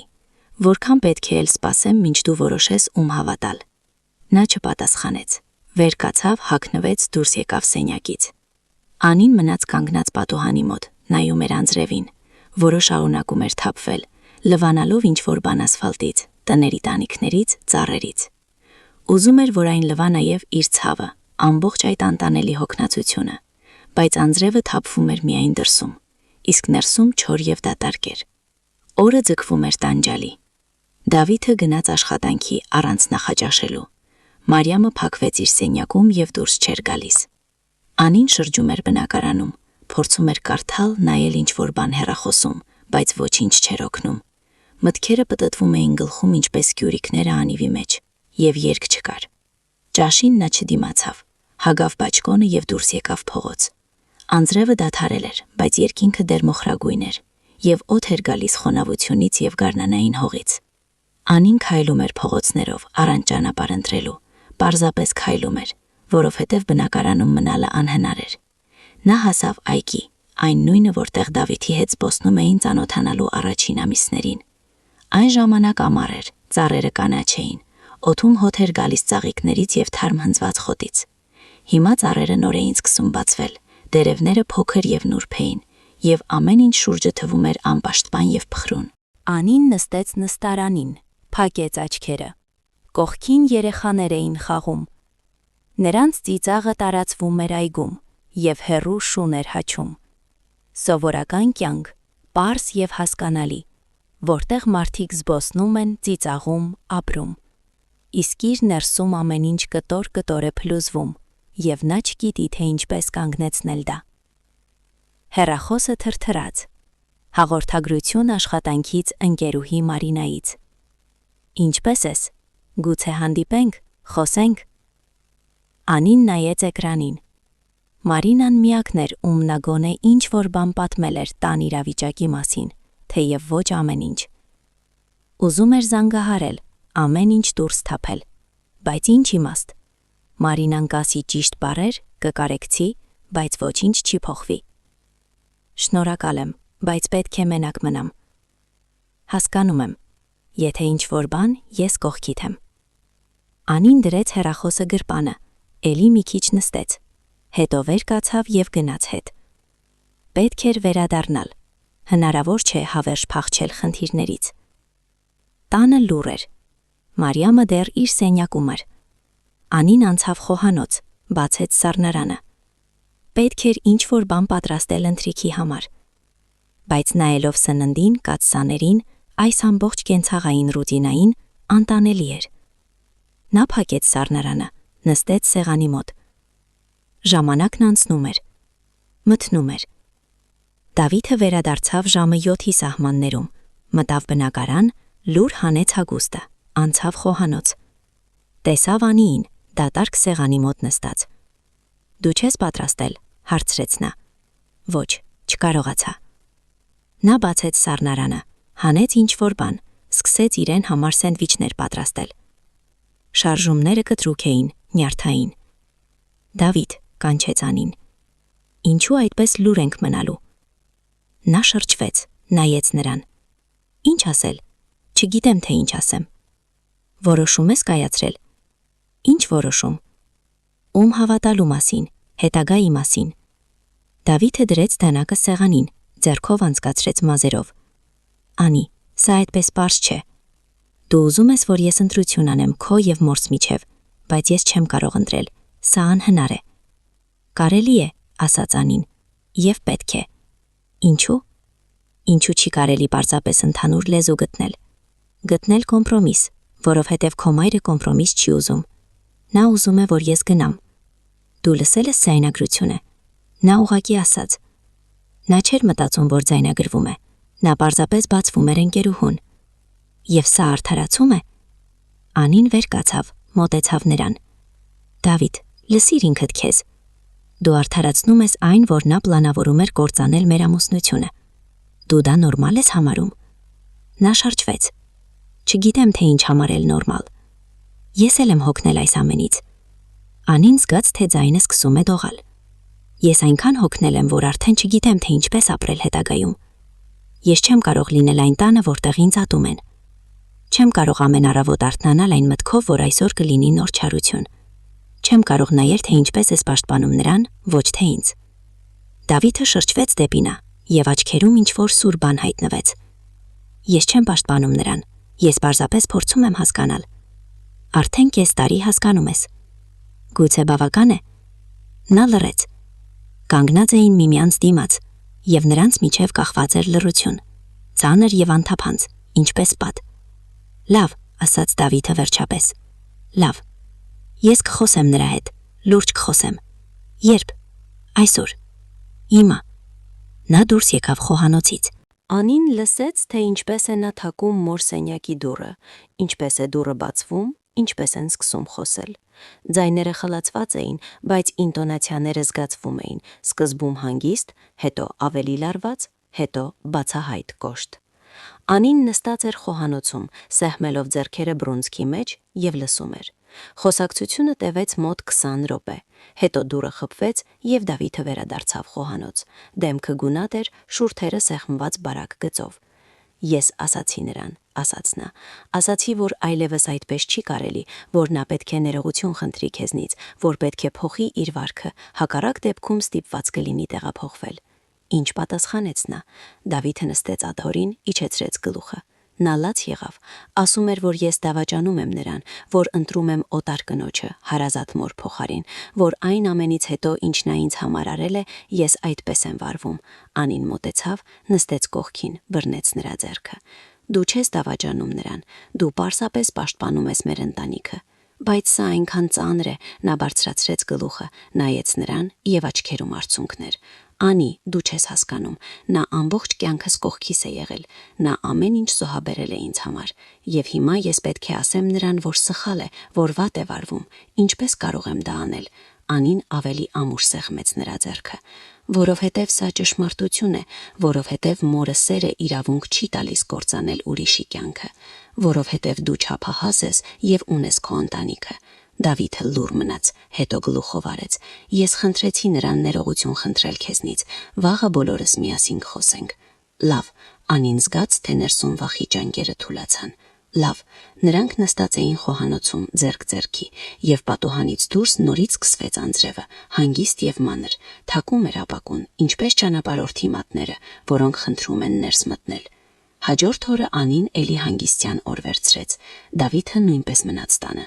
Նա ասաց աշխատանքում, որ ընտանեկան հանգամանքներ կան, եւ ղեկավարությունը թույլ տվեց։ Առավոտյան երեքով նստեցին խոհանոցի սեղանի շուրջ։ Անին, Դավիթը եւ Մարիամը։ Սկեսուրը թվում էր հյուծված, աչքերը կարմիր, դեմքը ուռած, բայց կեցվածքում ինչ-որ համար եւ անզիջում բան կար։ Մամ, սկսեց Դավիթը, դու խոստացար ներողություն խնդրել։ Մարիամը երկար նայեց Անիին։ Այդ հայացքում խառնված էր ատելությունը եւ էլի ինչ-որ բան, գուցե ցավ կամ վիրավորանք։ Ներողություն, չոր ասաց նա, եթե վիրավորել եմ քեզ։ Սա բավարար չէ, Դավիթը խոժորվեց։ Մամ, դու պետք է ընդունես, որ սխալ ես վարվել, որ դու միտումնավոր ես արել չարություններ։ Ես չարություններ չեմ արել, Մարիամը ուղղվեց։ Ես պարզապես փորձում էի ցույց տալ քեզ, որ նա քեզ չի սազում։ Սա քո գործը չէ, Դավիթի ձայնը դարձավ ավելի կոշտ։ Ով ինձ սազում է, ով ոչ, ես եմ որոշում։ Դու սխալվում ես, սկեսուրը վեր կացավ, բայց դու չափից ավելի համար ես, որպեսի ընդունես դա։ Մամ, նստիր։ Ոչ, ես չեմ նստի, եւ չեմ լսի, թե ինչպես ես մեղադրում ինձ, թե ինչպես ես կանենում նրա կողմը իմ դեմ։ Դավիթը նույնպես վեր կացավ։ Ես քո դեմ չեմ, ես արդարության կողմն եմ, որպիսի իմ տանը բոլորը հարգեն միմյանց։ Այդ դեպքում թող նա հարգի ինձ։ Մարիամը մատով ցույց տվեց դեպի Անին։ Թող չլսի իմ խոսակցությունները, թող չփորձի ինձ դուրս շպրտել։ Ես ձեզ չեմ դուրս շպրտում, Անին նույնպես վեր կացավ։ Ես պարզապես ուզում եմ հանգիստ ապրել, առանց ձեր թունավոր դիտողությունների, առանց վախի, որ դուք կրկին ինչ-որ բան կանեք։ Մարիամը քայլ արեց դեպի նա։ Իսկ ինձ վախեցնում է, որ դու կխլես ինձ որդուն, որ ես կմնամ մենակ, որ ոչ մեկին պետք չեմ լինի։ Եվ հանկարծ նրա ձայնում ինչ-որ իսկական բան ճեղքվեց, ոչ խաղացված, եւ Անին տեսավ նրա աչքերում ոչ թե չարություն, այլ հուսահատություն։ Մենակ մնացած կնոջ վախը, ով վախենում է, որ աշխարհը նրան դուրս է նետել եզրին, որ ոչ մեկին պետք չէ, նույնիսկ սեփական որդուն։ Մամ, Դավիթը մոտեցավ, գրկեց նրան, դու մենակ չես մնա, ես միշտ կլինեմ քո որդին, բայց դու պետք է հասկանաս, որ ես կին ունեմ, որ մենք ընտանիք ենք, եւ դու չես կարող կործանել դա։ Մարիամը լաց եղավ, թաքցրեց դեմքը նրա ուսին։ Անին կանգնած էր կողքին եւ նայում էր նրանց, եւ ներսում տարօրինակ զգացում կար, թեթևացման եւ խճահարության, հաղթանակի եւ դառնության խառնուրդ։ Դավիթը շոյեց մորը մեջքին, հետո մեղմորեն հեռացրեց նրան։ Մամ, մեզ ժամանակ է պետք, ժամանակ ամեն ինչ կարգի բերելու համար, եւ գուցե իսկապես արժե որոշ ժամանակ առանձին ապրել, ոչ ընդմիշտ, պարզապես որպեսզի բոլորս հանգստանանք։ Սկեսուրը բարձրացրեց գլուխը, նայեց որդուն։ Դու ինձ դուրս ես գցում։ Ոչ, ես խնդրում եմ քեզ տալ մեզ տարածություն։ Ես կօգնեմ բնակարանի, փողերի, ամեն ինչի հետ, ինչ պետք է, բայց մենք պետք է առանձին ապրենք։ Մարիամը սրբեց արդյունքները, ուղղվեց։ Լավ, հանգիստ ասաց նա, ես կգնամ, բայց հիշիր Դավիթ, երբ քեզ վատ լինի նրա հետ, երբ հասկանաս, որ ես ճիշտ էի, ես կսպասեմ։ Նա դուրս եկավ խոհանոցից, փակվեց իր սենյակում։ Դավիթը եւ Անին մնացին երկուսով։ Շնորհակալ եմ, ասեց Անին։ Ինչի համար, որ վերջապես լսեցիր ինձ։ Նա գրկեց նրան, սեղմեց իրեն։ Ներողություն, որ այդքան երկար չեմ լսել։ Նրանք կանգնած էին խոհանոցում, գրկախառն, եւ պատուհանից դուրս ամպերի միջով արև էր ջեղկվում, անվստահ եւ գունատ, բայց ամեն դեպքում արև։ Մարիամը հավաքում էր իրերը 3 օր, 3 երկար օր, որոնց ընթացքում բնակարանը լցված էր ծանր լռությամբ, ընդհատվող միայն բացվող պահարանների ձայներով, տոպրակների շշուկով եւ երբեմն սկեսուրի հարբոտ խռովոցներով։ Անին փորձում էր չհանդիպել նրա աչքերին, օրվա մեծ մասն անցկացնում էր աշխատանքում կամ իր սենյակում, բայց նույնիսկ փակ դրան միջով զգացվում էր այդ ճնշող ներկայությունը, վիրավորանքի եւ թաքնված չարության։ Դավիթը շրջվում էր մոր եւ կնոջ միջև ինչպես ջոջանակ, փորձելով հաճեցնել երկուսին եւ ոչ մեկին չհաճեցնելով։ Առավոտներին նա դուրս էր գալիս տնից այնպիսի դեմքով, կարծես գնում էր ոչ թե աշխատանքի, այլ մահապատժի, իսկ վերադառնում էր ավելի հյուծված։ Անին տեսնում էր, թե ինչպես են անի հարում աչքի առաջ, ինչպես են հայտնվում նոր կնճիռներ աչքերի մոտ, ինչպես է վատ քնում, գիշերները շրջվելով եւ ցնցվելով ամենափոքր շշուկից։ Գուցե ես սխալ եմ, հարցրեց նա մի երեկո, երբ պարկած էին մթության մեջ, չկարողանալով քնել։ Գուցե ես դաժան եմ վարվում։ Անին շրջվեց դեպի նա, նայելով նրա պրոֆիլին փողոցային լապտերի անհավաստի լույսում, որը ճեղքվում էր վարագույրի ճեղքից։ Դու ճիշտ ես վարվում։ Դու պաշտպանում ես մեր ընտանիքը։ Բայց նա իմ մայրն է, նա մենակ է, նրան ոչ միտեղ գնալու չկա։ Դավիթ, դու նրան գտել ես լավ բնակարան, քրոջ մոտ, դու վճարում ես վարձը, դու նրան փողոց չես նետում։ Գիտեմ, բայց ամեն դեպքում ներսում ինչ որ բան էր կրծում, կարծես դավաճանում եմ նրան։ Անին բռնեց նրա ձեռքը, մատները միացրեց նրա մատներին։ Դու չես դավաճանում, դու պարզապես ընտրում ես ապրել այլ կերպ, առանց նրա վերահսկողության։ Սա դավաճանություն չէ, սա հասունացում է։ Նա չպատասխանեց, բայց ավելի ամուր սեղմեց նրա ձեռքը, եւ Անին զգաց, թե ինչպես է արդյունքը գլորվում նրա այտով։ Նա իրեն քաշեց դեպի իրեն, գրկեց, եւ նա թաքցրեց դեմքը նրա ուսին, ինչպես երեխան, որ փնտրում է մխիթարանք։ Նրանք այդպես քնեցին, գրկախառն, բռնելով միմյանց ինչպես փրկարար շրջանակ բուրն ծովում։ 4-րդ օրը եկավ մեքենան։ Բեռնակիրները դուրս տարան Մարիամի իրերի տուփերը, 2 մեծ ճամփրուկներ, հագուստով պայուսակներ։ Սկեսուրը կանգնած էր միջանցքում, հագած իր լավագույն վերարկուն եւ գլխարկը, որը հագնում էր միայն հատուկ առիթներով, եւ նայում էր, թե ինչպես են դուրս տանում իր կյանքը մաս-մաս։ Դեմքը գունատ եւ լարված էր, շուրթերը սեղմված բարակ գծով։ Դավիթը օգնում էր բեռնակիրներին, տանում էր տուփերը, ինչ որ բան բացատրում։ Անին կանգնած էր սենյակի դրան մոտ, դիտում էր կատարվողը եւ զգում տարօրինակ խառնուրդ, թեթևացում եւ մեղքի զգացում։ Նա հասել էր իրենը։ Մարիամը գնում էր, բայց ինչ որ պատճառով հաղթանակը քաղցր չէր թվում, ավելի շուտ տառը, ինչպես տեղը, որը պետք է խմել, բայց այրում է կոկորդը։ Երբ վերջին տուփը դուրս տարվեց, Մարիամը շրջվեց դեպի Անին։ Նրանք կանգնած էին միջանցքում, միմյանց դիմաց, եւ օդում կախված էր ամեն ինչ, այնինչ չէր ասվել այս ամիսների ընթացքում։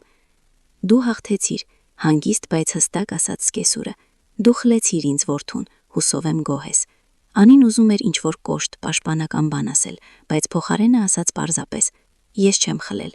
Ես պարզապես ուզում էի ապրել առանց վախի սեփական տանը»։ Մարիամը ծիծաղեց. «Նշանակում է ես պետք է ապրեի վախով, որ իմ որդուն կխլի օտար կինը»։ Նա իր չէ, նրան հնարավոր չէ խլել, նա ինքը ընտրություն է անում։ Ընտրություն, սկեսուրը գլուխը թափ տվեց։ Տղամարդիկ չգիտեն ընտրել, նրանք ընտրում են նրանց, ովքեր խաբում են, ովքեր խաղում են նրանց թուլությունների վրա։ Ես ոչ ոքի չեմ խաբել։ Դու ձայնագրեցիր իմ խոսակցությունը, լսեցիր, օգտագործեցիր իմ դեմ։ Սա խաբեություն չէ, Անին լռեց։ Մարիամի խոսքերում ճշմարտության մասնիկ կար, տհաճ եւ սուր, ինչպես ապակու բեկոր կոշիկի մեջ։ Այո, նա լսել էր, այո, ձայնագրել էր, բայց կար ուրիշ ելք։ Ես պաշտպանվում էի, ասաց նա վերջապես։ Միակ ձևով, որ ունեի։ Սկեսուրը մոտեցավ եւ աչքերում ինչ-որ հարգանքի նման բան բռնկվեց, խառնված ատելության հետ։ Դու ավելի խելացի ես, քան մտածում էի, ավելի սառը, հաշվարկող։ Գուցե իսկապես սազում ես իմ որդուն։ Գուցե դուք նույն ցեղից եք, նրանք, ովքեր գնում են գլուխներով իրենց համար։ Սա ճիշտ չէ։ Ժամանակը ցույց կտա։ Մարիամը շրջվեց։ Ժամանակը ամեն ինչ կդասավորի իր տեղերը։ Դավիթը մտավ միջանցք, սրբելով քրտնած ճակատը։ Մամ, ամեն ինչ պատրաստ է, գնանք։ Մարիամը գլուխով արեց։ Նա մոտեցավ որդուն, գրկեց նրան։ Եվ նա գրկեց նրան պատասխան, ամուր եւ երկար, ինչպես գրկում են մարդուն, ում գուցե շատ երկար չես տեսնի։ Անին նայում էր նրանց եւ զգում էր, թե ներսում ինչ-որ տհաճ բան է շարժվում։ Մեղք, խղճահարություն կամ պարզապես հասկացողություն, որ կործանվել է ինչ-որ բան, որ կարևոր էր Դավիթի համար, թեկուզ թունավոր, բայց կարևոր։ Արի, շշնջաց Մարիամը որդուն, այցելիր ինձ, ես կսպասեմ։ Անպայման, մամ, անպայման։ Նրանք դուրս եկան։ Դուռը փակվեց նրանց հետևից խուլ խփոցով, եւ բնակարանում կախվեց լռություն։ Անսովոր, գրեթե խուլացնող լռություն, որտեղ չկար սկեսուրի ոտնաձայները, ոչ նրա ձայնը, ոչ նրա օցանելիքի հոտը։ Անին անցավ սենյակներով, նայեց այն սենյակը, որտեղ ապրում էր Մարիամը։ Սենյակը դատարկ էր։ Պատերին մնացել էին լուսանկարների հետքեր, հատակին կահույքի հետքեր։ Դատարկ եւ տարօրինակ, ինչպես ջրի իջնելուց հետո, երբ ծովը հեռանում է եւ թողնում խոնավավազ եւ խեցգետնի բեկորներ։ Անին նստեց հատակին,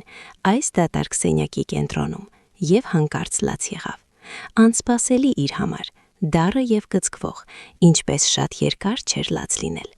Լաց եղավ հոգնածությունից, թեթևացումից, մեղքից, ամեն ինչից միանգամից։ Արդյունքները հոսում էին դեմքով, կաթում հատակին, եւ կանգնեցնել դրանք անհնար էր։ Այդպես էլ գտավ նրան Դավիթը, երբ վերադարձավ։ Նա նստեց կողքին, գրկեց ուսերից։ Անի, ինչ է պատահել։ Չգիտեմ, խորովեց նա։ Մտածում էի, որ ուրախ կլինեմ, որ ավելի հեշտ կլինի, իսկ ինձ այնքան ծանր է։ Ինձ էլ։ Նա սեղմեց նրան իրեն։ Ինձ էլ ծանր է։ Նրանք նստած էին դատարկ սենյակի հատակին, գրկախառն, եւ լաց էին լինում երկուսով։ Լաց էին այն մասին, ինչ կորցրել էին, այն մասին, ինչ անդարձ փոխվել էր, այն մասին, որ կյանքը երբեք չի լինի նախկինը։ Եվ այդ արդյունքներում ինչ-որ մաքրում կար, ինչ-որ ազատում այն բեռից, որը այդքան երկար կրել էին։ Երեկոյան նստած էին խոհանոցում, խմում էին թեյ։ Սեղանին կանգնած էր թխվածքի տուփը, որը Դավիթը գնել էր տանը ճանապարհին, փորձելով ինչ-որ կերպ մեղմացնել այսօրը։ Նրանք լուր թաթախում էին թխվածքը թեյի մեջ, եւ այդ պարզ գործողությունը թվում էր գրեթե մեդիտատիվ, հանգստացնող։ Գիտես, ասաց Դավիթը, նայելով իր բաժակին, ես ամեն ինչ մտածում եմ։ Գուցե ես չափից երկար եմ եղել տղա, մամայի տղա, եւ միայն հիմա եմ դարձել տղամարդ։ Անին նայեց նրան։ Ինչ նկատի ունես։ Ես միշտ արել եմ այն, ինչ նա ուզում էր, սովորել եմ այնտեղ, որտեղ նա ասել է, աշխատել եմ այնտեղ, որտեղ նա հավանել է, ամուսնացել եմ քեզ հետ, որովհետև դու ինձ դուր ես եկել, բայց նույնիսկ այդ ժամանակ փնտրում էի նրա հավանությունը։ Եվ երբ նա չտվեց, ես հավանաբար ենթագիտակցորեն փորձում էի հանգստացնել նրան, ցույց տալ, որ մաման դեռ կարևոր է, որ նա գլխավորն է։ Իսկ հիմա հասկացա, որ գլխավորն է ես, իմ կինը, իմ ընտանիքը։ Եվ մաման իմ կյանքի մասն է, բայց ոչ կենտրոնը, ոչ արևը, որի շուրջը ես պտտվում եմ։ Անին բռնեց նրա ձեռքը։ Դու վատ որդի չես, դու պարզապես հասունացար։ Գիտեմ, բայց ամեն դեպքում ցավում է։ Ինձ էլ, խոստովանեց Անին, ես զգում եմ ինձ մեղավոր, կարծես ես կործանել եմ ձեր կապը։ Դու չես կործանել, դու պարզապես ցույց տվեցիր ինձ ճշմարտությունը, եւ ես վերջապես գտա ուժերս ընդունել այն։ Նրանք խմեցին թեյը, միասին լվացին սպասքը ու սարուս։ Ինչպես անում են զույգերը, որոնք շատ տարիներ միասին են ապրել եւ սովորել են աշխատել համաչափ։ Հետո պարկեցին քնելու, եւ մթության մեջ Դավիթը շշնջաց. «Ներիր ինձ, որ չէի հավատում, որ այդքան երկար չեմ տեսել»։ «Ներում եմ», պատասխանեց Անին, «եւ դու ինձ ների ձայնագրության համար»։ «Ներում եմ, դու արեցիր այն, ինչ պետք է անեիր, դու պաշտպանվեցիր»։ Նրանք պարկած էին լռության մեջ, եւ այդ լռությունը այլ էր, ոչ սարսափելի, ոչ դատարկ, այլ հանգիստ։ Լռություն տան, որտեղ վերջապես կարելի է արտաշնչել, որտեղ պետք չէ վախենալ, որ ինչ-որ մեկը լսում է դրան հետևում, որտեղ պետք չէ կշռել ամեն բառ, վախենալով, որ այն կօգտագործվի քո դեմ։ Անին փակեց աչքերը եւ մտածեց, որ առջևում դեռ շատ աշխատանք կա։ Պետք է վերականգնել վստահությունը, սովորել ապրել նորից առանց երրորդ ավելորդի, կառուցել հարաբերություններ ոչ թե ավերակների վրա, այլ նոր հիմքի վրա։ Եվ սա հեշտ չի լինի։ Բայց հիմա այս գիշերը նա զգում էր ինչ-որ բան, որ նման էր հույսի։ Թույլ, ինչպես առաջին ձիլ ասֆալտի միջով, բայց ամեն դեպքում հույս։ Իսկ պատուհանից դուրս երկնքում աստղեր էին երևում, ճեղքելով ամպերը, եւ քաղաքը քնում էր, փաթաթված իր մտահոգություններով, իր ուրախություններով եւ վշտերով։ Եվ կյանքը շարունակվում էր, ինչպես միշտ շարունակվում է, չնայած ոչնչին։ Անցավ 2 շաբաթ այն օրվանից, ինչ Մարիամը տեղափոխվեց, եւ բնակարանը կարծես նորից կյանքի եկավ։ Անին առավոտներին բացում էր պատուհանները, թողնելով թարմ օդը եւ արևի լույսը, եւ տունը լցվում էր գարնան հոթերով, ոչ թե սկեսերորի ծանրոց անելիքով։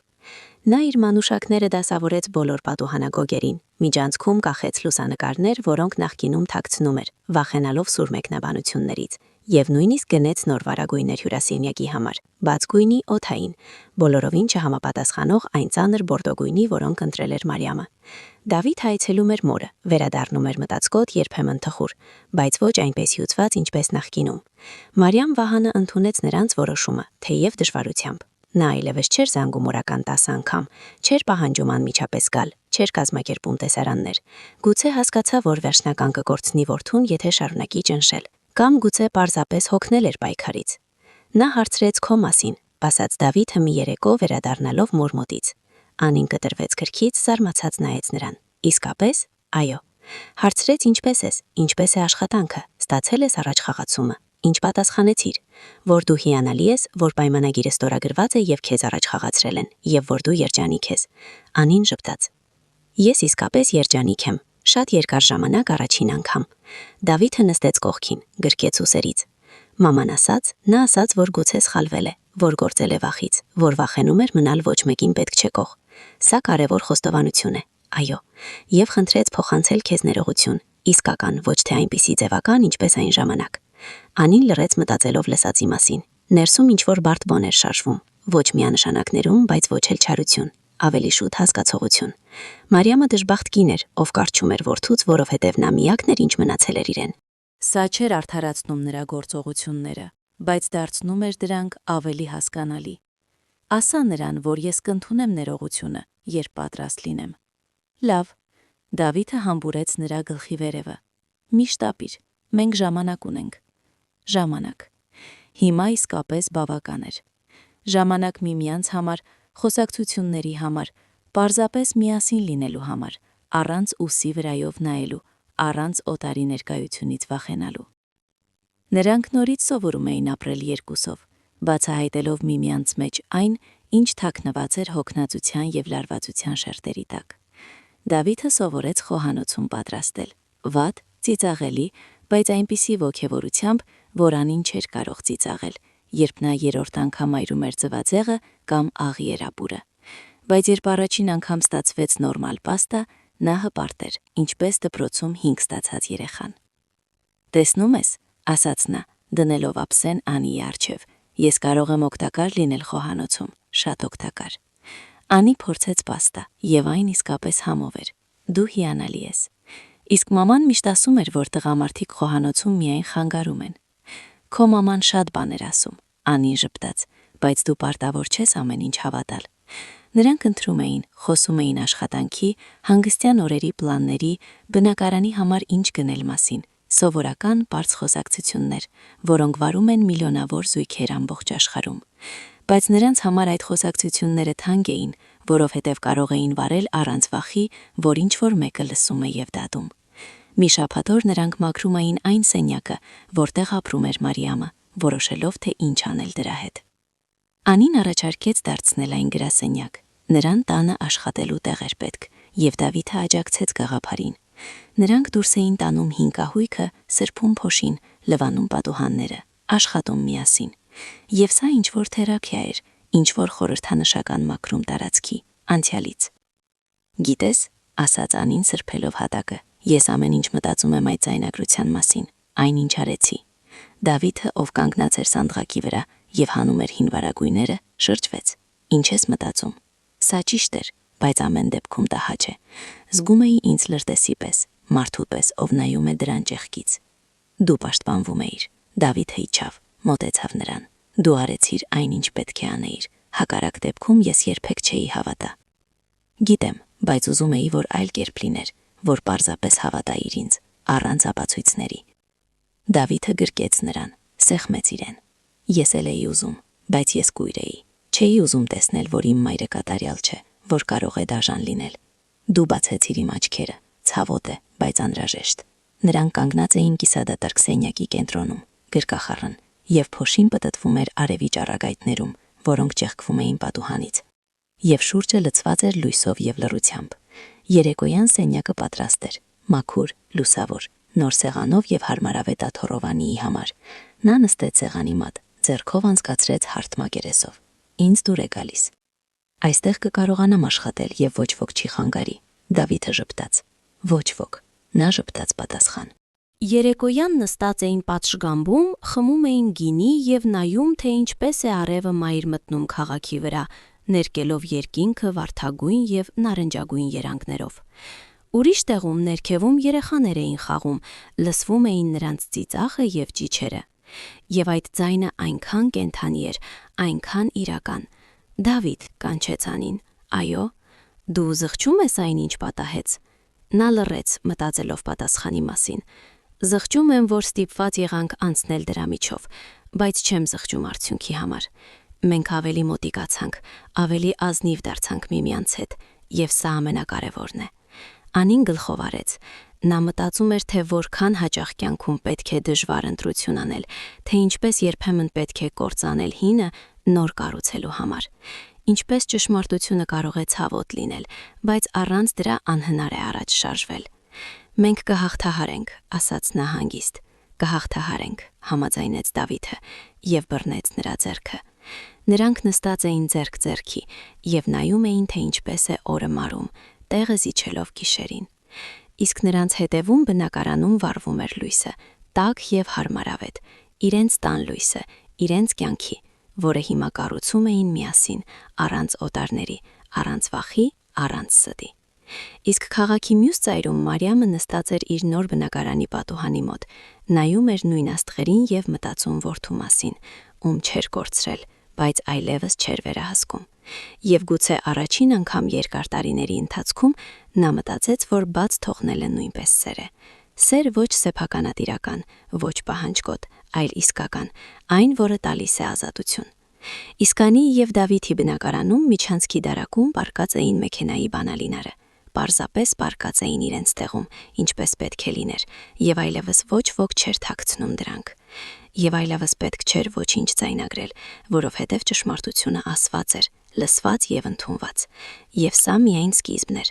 նոր կյանքի սկիզբը, որտեղ պետք չէ վախենալ, որտեղ կարելի է պարզապես սիրել և սիրված լինել, որտեղ բառերն ունեն քաշ, իսկ վստահությունը կառուցվում է ոչ կույրության վրա, այլ բացության վրա։ Երբեմն, որպեսզի վերադարձնես քեզ կյանքդ, պետք է ընդամենը մեկ ձայնագրություն, մեկ ապացույց, մեկ րոպե ճշմարտություն, որը գերակշռում է ամիսների ստին։ Եվ թեև ճշմարտությանը հասնելու ճանապարհը ծանր էր, այն արժեր դրա համար, որովհետև այդ ճանապարհի վերջում նրանց սպասում էր տունը, իսկական տունը, որտեղ նրանք կարող էին լինել ինքն իրենց հետ։ Ձեր մեկնաբանությունները մեր համար թանկարժեք երկխոսություն են։ Լայքը և բաժանորդագրությունը ձեր աջակցությունն է մեր ստեղծագործությանը։ Արևոտ օր և նոր հանդիպումներ բարի պատմությունների հետ։